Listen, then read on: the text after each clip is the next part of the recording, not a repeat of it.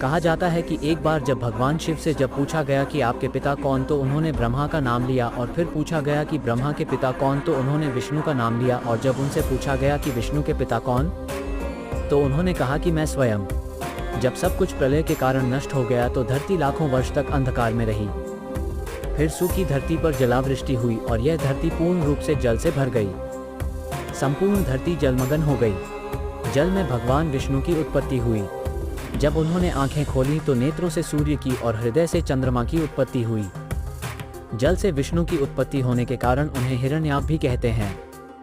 हिरण्य अर्थात जल और नाभ अर्थात नाभि यानी जल की नाभि। इस नाभि से कमल की उत्पत्ति हुई और कमल जब जल के ऊपर खिला तो उसमें से ब्रह्मा की उत्पत्ति हुई।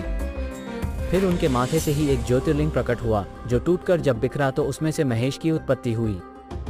दोनों ने पूछा, मैं कौन हूँ? तब विष्णु ने उनको सृष्टि के विस्तार